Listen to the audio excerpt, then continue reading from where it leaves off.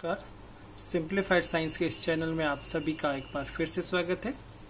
आज की इस वीडियो में हम क्लास 10th जिसका चैप्टर जिसका टाइटल है लाइट रिफ्लेक्शन एंड रिफ्रैक्शन, प्रकाश परावर्तन और अपरावर्तन, इसका पार्ट 7 करेंगे।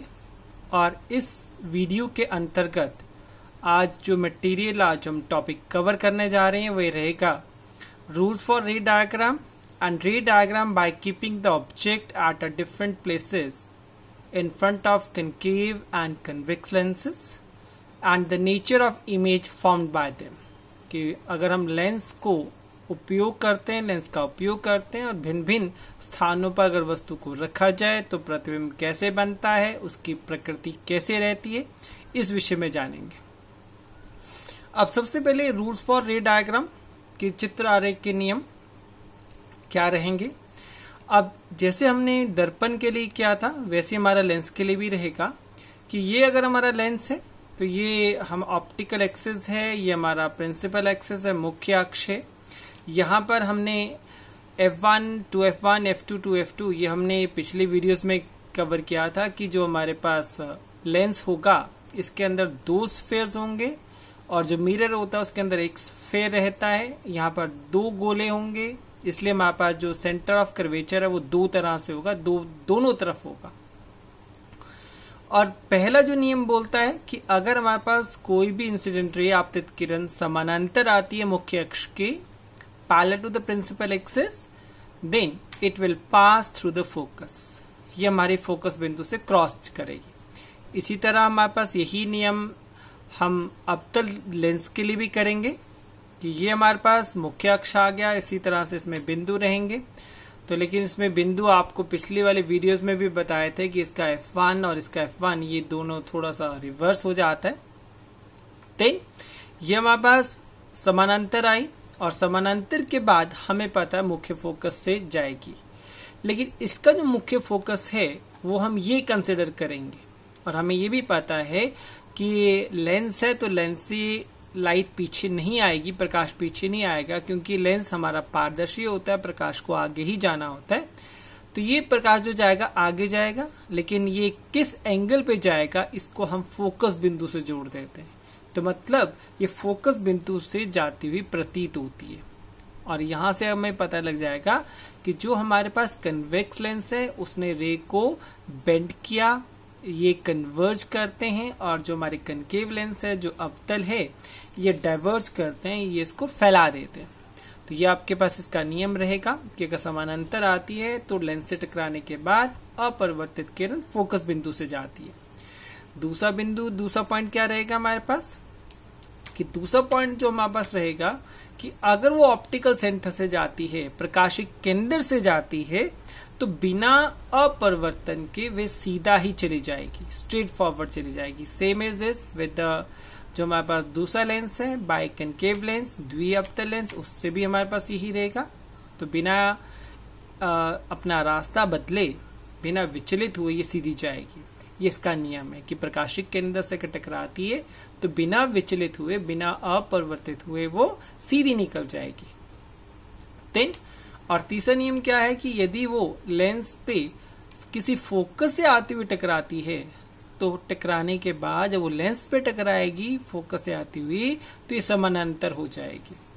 देन यही हमारे पास बाय उसके अंदर रहेगा, बाय कनकेव में रहेगा कि हमारे पास अब ये हमने एक रे लेके आनी है। अब ये रे यहाँ हम ऑप्टिकल एक्सिस तक लेके आए, लेकिन अगेन यहाँ देखिए अभी तक हम जो समानांतर किरण आ रही थी उसको फोकस से क्रॉस करवा रहे थे F1 से इस केस में। अब ये F2 से आ रहा है, इसका F2 तो पीछे है। इसका मतलब अगर हम इसको कोशिश करें कि ये समानांतर अपरिवर्तित किरण है तो ये यहाँ से कैसे मुड़ी, क्योंकि हमने जो रे ली थी वो इस एंगल पे ली थी कि ये फोकस बिंदु से जाए, तो ये हमारी समानांतर होगी।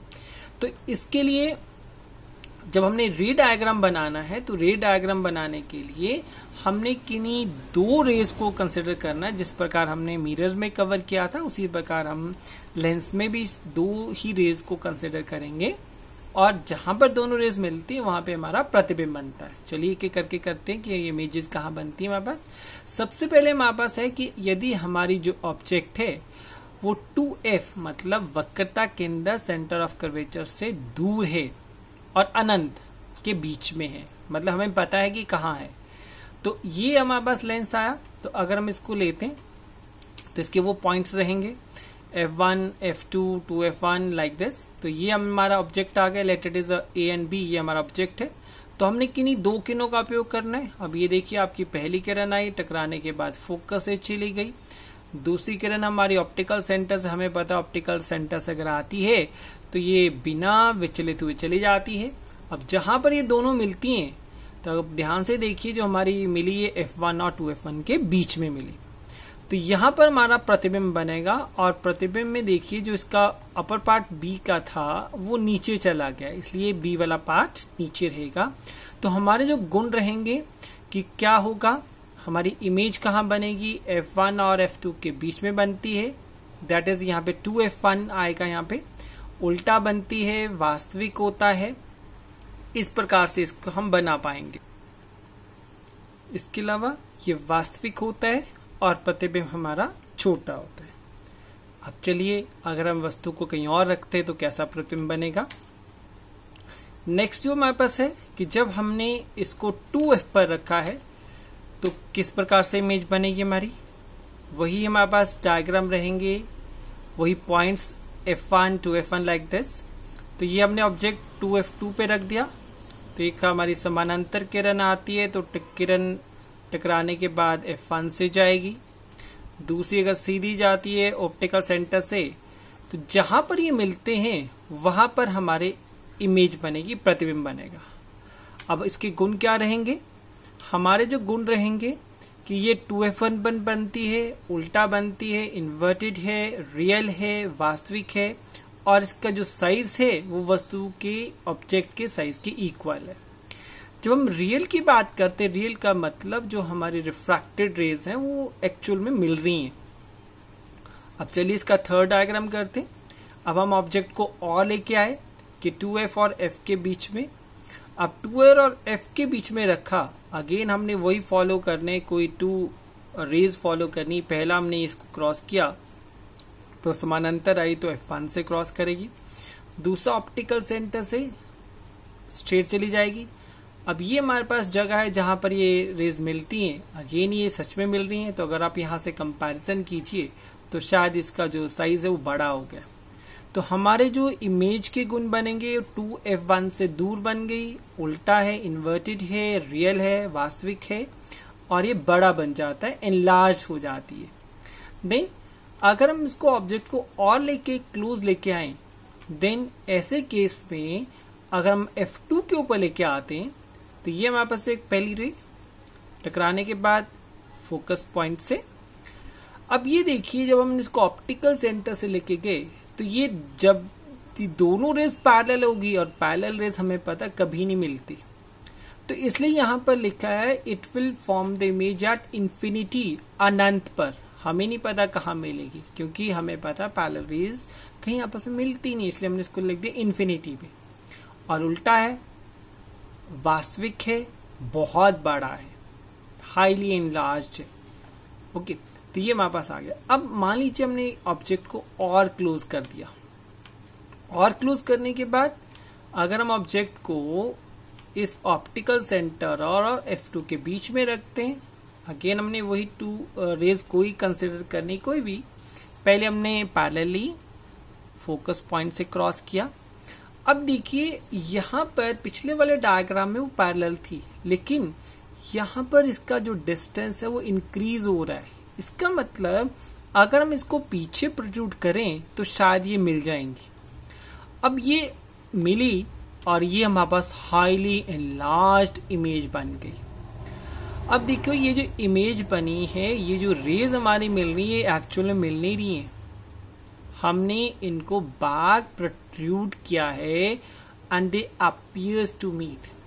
और ये वो लेंस है जो कि मैग्नीफाइंग का कार्य करता है, कि अगर आपने ऑब्जेक्ट को उस लेंस के ऑप्टिकल सेंटर और फोकस के बीच में रखा है तो आपको हाईली मैग्नीफाइड इमेज इसकी नजर आएगी। और यहां पर जब हाईली मैग्नीफाइड इमेज नजर आई, लेकिन ये हमारी इमेज क्या है, वो रियल नहीं है। तो इसके गुण क्या होंगे कि ये सीधा बनेगा, आभासी मतलब वर्चुअल है, एनलार्ज्ड है, पीछे एनलार्ज थे लेकिन वो रियल थे, और ये लेंस के उसी तरफ बनता है जहां पर हमारी वस्तु हो। अब मान लीजिए अगर आप यहाँ पे कोई पेपर रखते हो और आपने यहाँ लेंस यूज किया तो आपको जो अक्षर है वो यही नजर आएंगे, ऐसे नहीं कि लेंस के आगे नजर आएंगे, वो यही नजर आएंगे। तो ये आपके पास दिस, अगर हम इसको इस ढंग से यूज करें तो this lens will behave as a magnifying glass, कि उसको आवर्धक लेंस की तरह ये कार्य कर सकता है। तो अब इसमें हमने देखा कि यदि हम ऑब्जेक्ट को 2f2 से पीछे रखते हैं तो हमारी इमेज f1 और 2f1 के बीच में थी, 2f2 पे रखा तो इमेज हमारी 2f1 पे हुई, अगर 2f2 और f2 के बीच में रखा तो हमारी इमेज 2f1 से आगे चली गई, f2 पे रखा तो हमारी इमेज बहुत दूर चली गई, इनलार्ज होगी, और अगर हमने f2 और इसके पीछे रखा तो हमारी जो इमेज होगी वो क्या बन गई, दैट इज अ वर्चुअल बन गई और इरेक्ट बन गई। तो ये है हमारे पास बाई कन्वेक्स लेंस में। लेकिन जब हम कनकेव लेंस की यूज करते हैं, कनकेव लेंस का यूज करते हैं, द्विअवतल लेंस का यूज करते हैं, तो हमारे पास सिर्फ एक ही तरह का प्रतिबिंब बनता है। आप कहीं पर भी ऑब्जेक्ट रख दीजिए, किसी भी पार्ट पे, यहां से लेके यहां तक कहीं भी अगर आप पोजीशन ले लेते हो इसकी, अब ये इसका f1 यहां लिया था और f1 यहां है, 2f1, f2 और 2f2 इस ढंग से। अब इसको कहीं भी ले लीजिए, इसके पास पहले हमारी पैरेलल रे आई, स्ट्राइक करने के बाद अब ये ऊपर क्यों गई, फोकस से क्यों नहीं गई, फोकस पॉइंट इसका पीछे है, हमने इसको डॉटेड डॉटेड पीछे लेना, क्योंकि हमें पता है ये लेंस क्या करता है, इसको डाइवर्ज करेगा, इसलिए ये यहां से फील होगी कि it is moving through the focus. Then optical center से क्रॉस कराया, स्ट्रेट गई। अब ये देखिए कि हमारे पास ये वो पॉइंट है जहां पर ये दो रेज मिल रही हैं। So this is a point where the image is formed. अब इमेज कैसे बनी, प्रतिबिंब कैसे बना, वो बहुत ही छोटा बना, सीधा बना। तो इसके गुण क्या रहेंगे, ये लेंस के उसी तरफ बनता है जहां पर वस्तु होती है, ये हमारा इरेक्ट होगा, सीधा होता है, वर्चुअल होता है। ठीक है जी। तो अब ऐसे केस में जब हम इसकी वर्चुअल की बात करें तो यहां पे जो हमारे गुण रहेंगे कि ये लेंस के उसी तरफ बनता है जहां पर वस्तु होती है, ये सीधा होगा, आभासी होगा और ये छोटा होगा। अब आप ऑब्जेक्ट को इस लेंस के किसी भी पार्ट पे रख दीजिए, इसकी जो नेचर रहेगी वो हमेशा एक जैसी रहेगी। हाँ, फोकस पे रखोगे तो लिटिल बिट चेंज होगी, लेकिन अदरवाइज आप कहीं पर भी रखते हो then the image will remain the same. आप इसको कहीं पर भी ले जाओ, लेकिन अगर हम पिछले वाले पार्ट पे करते हैं तो हमारी जो इमेज थी वो रियल भी थी, वर्चुअल भी थी, डिमिनिश्ड भी थी, एनलार्ज भी थी। तो कई बार हमें ये भी पूछ लिया जाता है कि वो कौन सा लेंस है जिससे हमारी जो इमेज है वो रियल भी बन सकती है, वर्चुअल भी बन सकती है, इरेक्ट भी बन सकती है, या उसको हम ये बोल सकते इन्वर्टेड भी बन सकती है, डिमिनिश्ड भी हो सकती है, इनलार्ज भी हो सकती है, सेम भी हो सकती है, बराबर भी हो सकती है। तो वो लेंस रहेगा हमारा बाई कन्वेक्स। लेकिन हमेशा सीधी और छोटी ये कौन सी रहेगी, it will be our that will by concave lens, द्विअवतल लेंस। तो इसी के साथ आज के जो इस वीडियो में हमने जो मटेरियल किया, वो मटेरियल क्या किया कि रे डायग्राम कैसे बनाना है और हमारी जो नेचर ऑफ इमेज वो किस तरह से बनेगी, और इसी के साथ साथ आप सभी का बहुत बहुत धन्यवाद।